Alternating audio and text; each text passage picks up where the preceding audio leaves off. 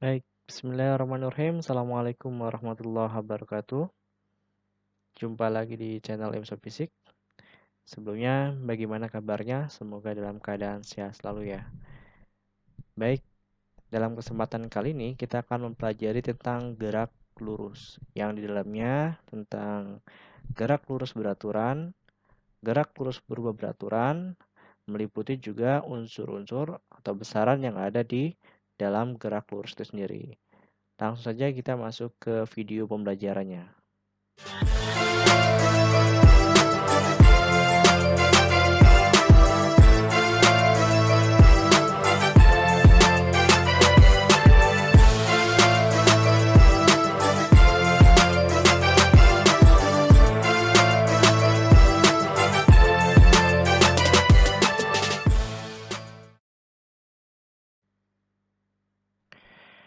Oke, pertama kita akan membahas tentang gerak lurus beraturan. Nah, gerak lurus beraturan atau biasa disingkat GLB ya. GLB ya. Apa itu gerak lurus beraturan? Gerak lurus beraturan adalah gerak pada lintasan lurus yang memiliki kecepatan tetap ya, atau percepatannya sama dengan 0. Oke, kecepatan itu apa? Kecepatan simbolnya V ya. V-nya konstan berarti kan. V-nya konstan. Atau boleh diartikan tanpa percepatannya atau percepatannya sama dengan 0. Oke, jadi ini adalah syarat dari gerak lurus beraturan.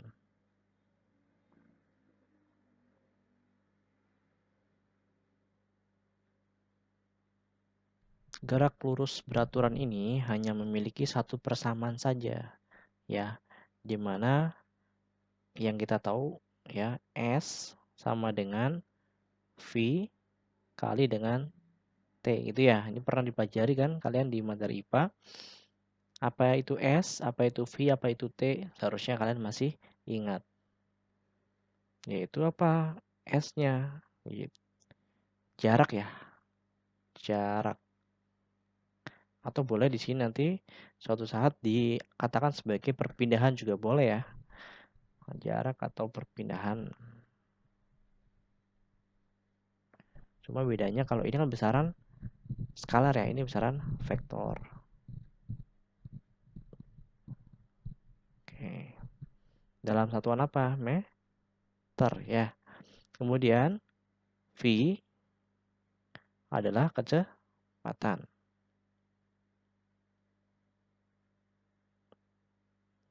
Dalam satuan meter per second.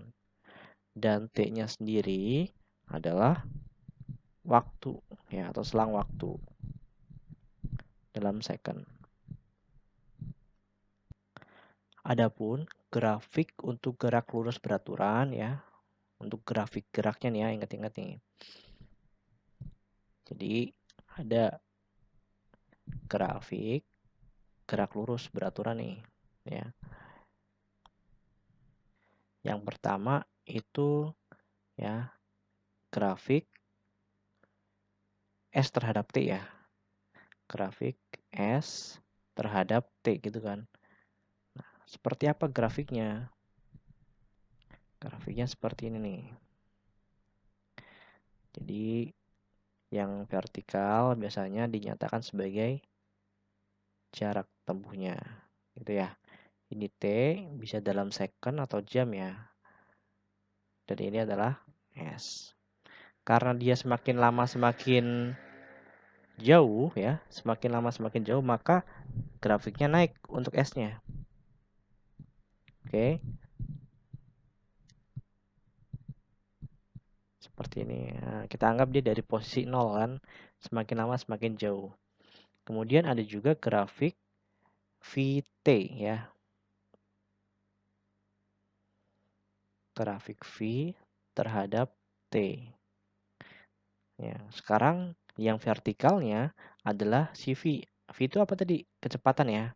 Kita buat grafiknya untuk grafik V terhadap T ya, ataupun kecepatan terhadap waktu. ini T, ini yang vertikalnya adalah V. Nah, karena dia tidak mengalami perubahan kecepatan, grafiknya itu datar. Seperti ini. Jadi kalau kalian jumpai ada grafik V terhadap T datar, maka itu pasti gerak lurus beraturan. Oke. Nah, ada pun beberapa unsur dalam besaran gerak lurus ya. Gerak lurus beraturan. Misalnya kecepatan rata-rata, kelajuan rata-rata, dan kecepatan saat. Oke, kita mulai dari kecepatan rata-rata. Oke, kecepatan rata-rata itu apa sih? Nah, sebelumnya kita tahu dulu nih, kecepatan rata-rata itu biasa disimbolkan dengan V ya. V itu kependekan dari velocity ya. Terus ada bar, V bar gitu kan. Nah, dia ini adalah perpindahan dalam selang waktu tertentu ya. Jadi secara umum ya, karena dia perpindahan ya, perpindahan itu biasanya ada deltanya kan. Oke, jadi V bar ya, sebentar. V bar sama dengan delta S itu ya. Nanti kalau kalian jumpa delta X juga nggak masalah ya. Delta S dibagi dengan T ya. T-nya juga T total. Kenapa nggak delta T? Karena pada dasarnya T ini adalah besaran skalar ya. Dia tidak terpengaruh oleh arah. Oke. Delta S-nya adalah perpindahan. Ingat-ingat tuh. Oke. Dalam meter ya, tapi kalau misalkan ada sebuah satuan ya dalam kilometer dan jam, makanya pakainya kilometer. Terus T-nya tadi adalah waktu ya, T-nya waktu. Dan V bar-nya tadi kecepatan rata-rata. Berikutnya ada yang namanya kelajuan rata-rata. Nah, ini yang membedakan bagian atas ini ya, si pembilangnya nanti. Kelajuan rata-rata adalah jarak total tiap satuan waktu ya, atau jarak total dalam selang waktu tertentu ya. Atau boleh juga jarak total dibagi waktu total. Artinya waktu yang dibutuhkan untuk menempuh jarak tersebut. Jadi secara persamaan nanti dapat dituliskan bahwa V bar ya, ini simbolnya V bar juga ya. V bar sama nih. Nanti tergantung kalimat soalnya ya. Sama dengan sigma S ya. Sigma kan kalau total dibagi dengan sigma T, atau saya tulis T saja nggak apa-apa. Oke. Nah, sigma S tadi adalah jarak total.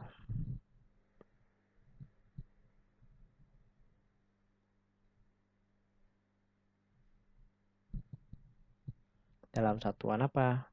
Bisa meter, bisa kilometer, ya tergantung yang diminta oleh soalnya. Kemudian ada T tadi ya. T adalah waktu. Sedangkan tadi V bar di sini yang dimaksud adalah kelajuan rata-rata ya, simbolnya sama dengan kecepatan rata-rata. V bar juga. Oke, jadi kalau misalkan kecepatan itu ibaratnya velocity tadi ya. Nah, di sini kalau kelajuan itu adalah speed ya. Jadi besaran skalar. Oke, saya ulangi ya, ini adalah besaran vektor kecepatan karena di atasnya ada perpindahan, sedangkan kelajuan adalah besaran skalar karena di atasnya adalah jarak ya, seperti ada di video sebelumnya. Nah, berikutnya adalah kecepatan saat. Nah, untuk kecepatan saat ini adalah kecepatan yang dialami suatu benda untuk selang waktu yang sangat singkat ya, atau mendekati 0 delta T-nya ya. Secara umum nanti untuk persamaan kecepatan saat kita bisa menggunakan persamaan limit. Yaitu gini. Limit T mendekati 0 ya. V, ini V kecepatan saat maksudnya ya. Artinya ketika selang waktunya mendekati 0 ya untuk fungsi S per T. Nah, karena kita belum belajar limit ya di kelas 10, maka ada persamaan lebih mudah, kita menggunakan diferensial. Nanti akan saya ajarkan ya, materi diferensial sendiri sebenarnya ada di materi kelas 11. Oke, jadi ini bisa kalian ganti menjadi bahwa V sama dengan yang tadinya limit kita menggunakan menjadi ds per dt ya.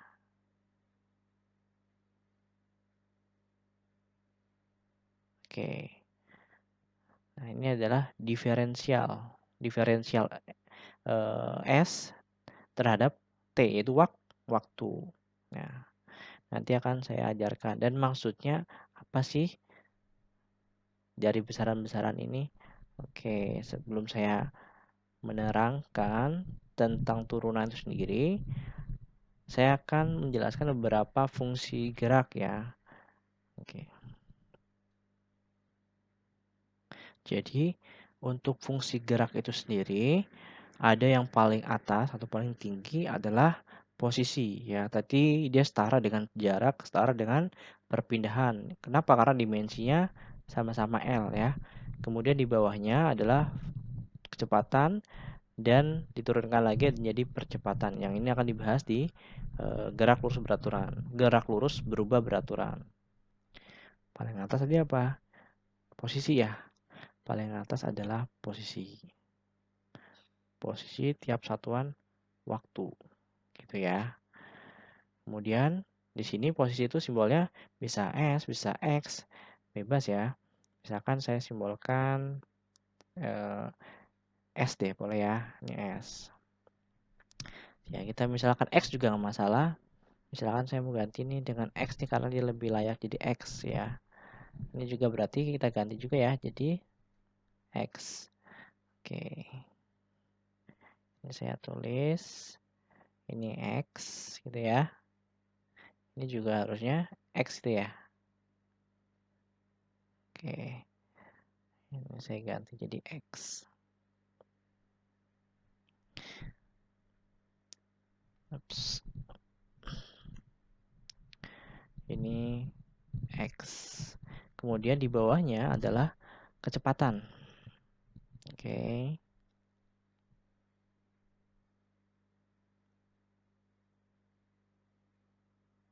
Nah, kecepatan sendiri simbolnya apa? V ya. Kalau di kecepatan satu ya, berkaitan sama turunan, maka nanti kecepatan itu adalah turunan pertama ya dari posisi. Di bawahnya lagi ada percepatan.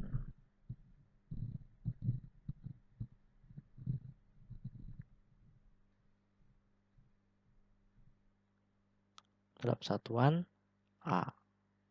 Oke. Jadi ya, karena kita tahu ya fungsi gerak paling atas adalah posisi ya. Maka apabila saya tulis posisi kemudian saya tulis diferensial itu sebenarnya arahnya arah ke bawah ya. Arahnya adalah ke bawah. Tadi kan tuh. Kayak gini nih. Nah, maaf. Oke. Jadi kalau dia arah ke bawah ini menandakan diferensial, oke, atau turunan.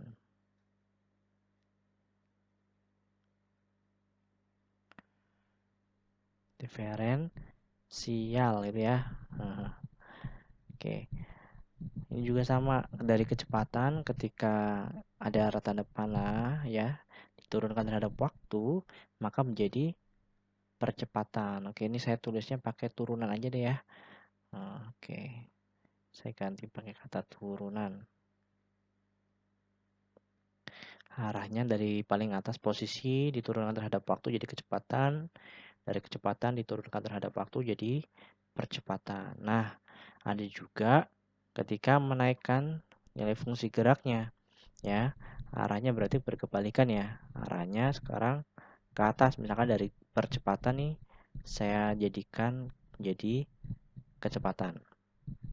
Maka ini namanya bukan turunan lagi. Namanya apa nih? Tanjakan, bukan ya. Namanya adalah integral. Oke. Integral. Oke. Kemudian ketika dia dinaikkan lagi juga jadinya dari kecepatan dinaikkan fungsinya terhadap waktu, maka ini jadinya juga integral.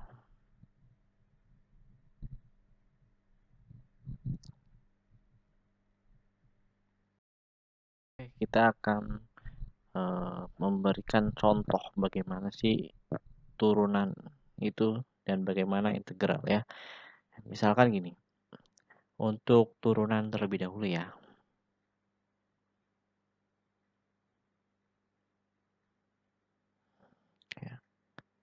Untuk diferensial atau turunan.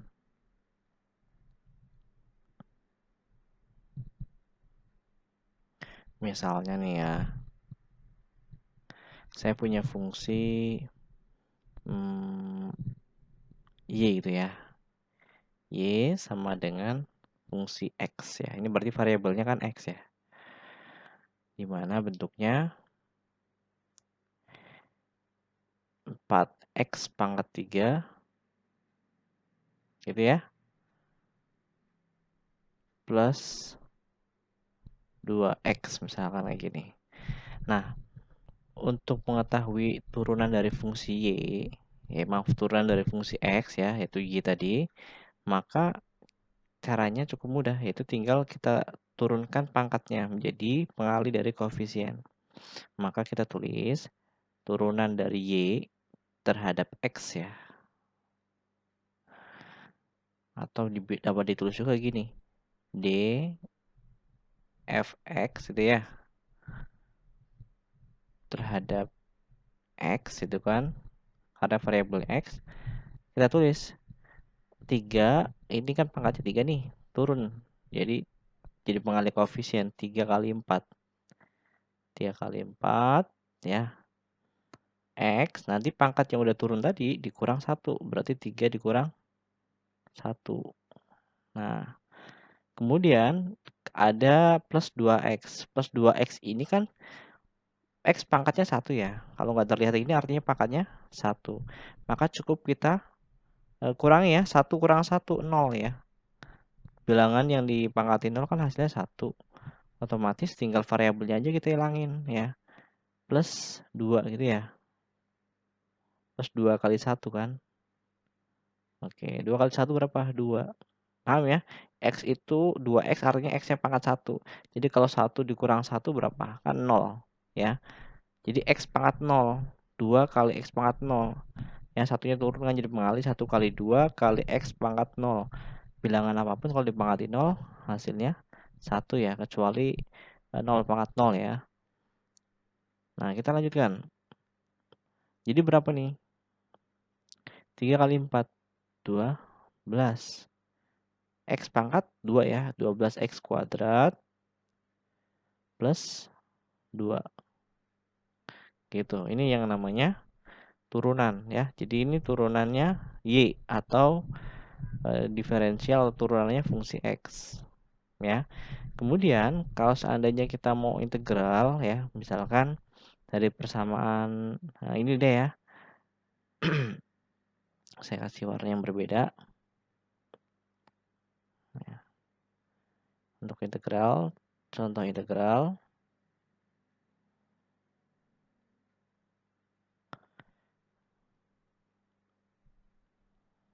Oke.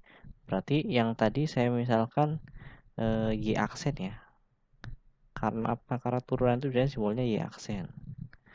Ya, jadi saya tulis y aksen. Aksen gitu ya. Nah, integral dari y aksen.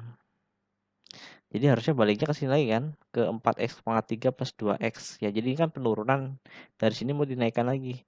Maka untuk integral ya, penulisan integral itu seperti ini. Integral ya. Bentar. Integral ya tanpa batas nih ya. Y aksen terhadap fungsi x gitu ya. Yaitu artinya integralnya siapa? Integralnya dari 12x plus 2. 12x pangkat 2 gitu ya. Plus 2. Kalau tadi turunan pangkatnya turun ya, kemudian turun dikali dengan koefisien ya, dikali dengan koefisien, terus ya pangkat yang tadi dikurang 1, kalau integral enggak, pangkatnya ditambah 1 dan jadi pembagi bukan jadi pengali koefisien. Jadi nanti bentuknya seperti ini. Oh ya, di belakangnya masih ada dx yang gitu ya, dx. Maka menjadi 12 gitu. X 2-nya tambah 1. 2 yang pangkat ini tambah 1 plus 1 gitu ya.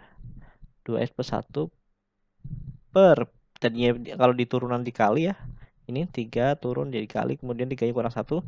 Kalau ini 2-nya tambah 1, terus 12 koefisien ini dibagi dengan sama 2 plus 1 juga. 2 plus 1 gitu ya. Nah, kalau yang tadinya nggak punya variabel, maka dikasih variabel. Karena ini variabelnya x, jadi 2x. Ya. Kalau tanpa batas, maka ada plus C-nya ya kalau di matematika. Ada plus C yang menyatakan bahwa dia belum dibatasi, ada konstantanya. Ya. Jadi kalau kita lanjutkan, 12 bagi berapa nih? 2 tambah 1, 3 ya.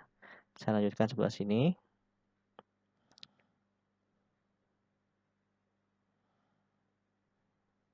Jadi Y aksen atau integral. Integral dari Y aksen dx sama dengan 12 bagi 3. Berapa? 4 ya. 4 X pangkat 2 tambah 1 nih. 3 ya. 4X pangkat 3. Oke. Terus ditambah 2x plus 2x. Gitu ya. Plus C karena dia belum ada batasannya. Nah, jadi ketahuan ya. Mirip kan? Cuma dia ada plus C-nya kan, karena dia belum memiliki batas. Ya, oke. Itu tentang contoh turunan dan integral. Jadi itu ya untuk konsep turunan dan integral nanti bisa digunakan dalam fungsi gerak. Oke, sebelum saya masuk ke contoh soal, saya selesaikan dulu materinya, yaitu tentang gerak lurus berubah beraturan. Oke, kita bahas gerak lurus berubah beraturan ya. Nah, gerak lurus berubah beraturan artinya berarti gerak pada lintasan lurus yang memiliki kecepatan yang berubah-ubah dengan percepatannya tetap ya. Oke. Nah, jadi percepatan tetap ini artinya kecepatannya berubah-ubah, cuma teratur ya sesuai dengan waktunya ya. Pertambahannya itu tetap ya, misalkan kalau artinya 2 meter per second kuadrat ya, misalkan dari keadaan awal dia 0, diem. Kemudian dipercepat 2 meter per second kuadrat nih, seandainya gitu ya. Maka 1 second kemudian, ya ini kan bacanya 2 meter per second kuadrat, artinya tiap detiknya nambah 2 meter per second kecepatannya. Jadi kalau misalkan awalnya diem, maka 1 detik kemudian dia berubah kecepatannya menjadi berapa? Di 1 detik kemudian dia menjadi kecepatannya dari keadaan diam menjadi 2 meter per second. Gitu ya. Oke, ingat. Jadi 2 meter per second kuadrat artinya tiap detiknya bertambah kecepatannya 2 meter per second. Ya, ini saya kasih keterangan ya. Bahwa tiap detiknya kecepatannya bertambah 2 meter per second ya, dari keadaan diam atau kecepatannya 0 1 detik kemudian dia menjadi 2 meter per second. Berarti di detik kedua dia berapa kecepatannya? Yaitu 2 tambah 2, 4 meter per second. Terus 3 detik kemudian di detik ketiga maksudnya jadi menjadi 6 meter per second. Jadi nambahnya 2 meter per second aja tiap detik. Gitu ya. Oke. Adapun grafik untuk GLBB ya, ini kan GLBB singkatannya kan. Dia berbeda ya dengan grafiknya si GLB.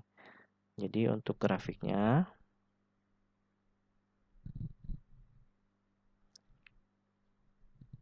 yang pertama misalkan grafik ST itu kan ya. S dan T. Dia itu sesuai dengan fungsi kuadrat ya. Persamaan grafik S dan T-nya, jarak terhadap waktunya. Oke.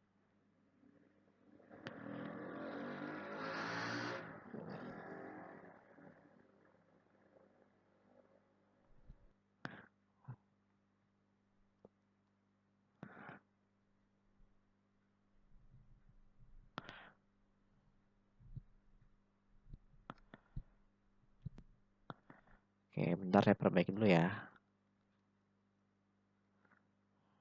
Bentar, nih. Hapus dulu. Ups. Ya, biar lebih rapi dikit.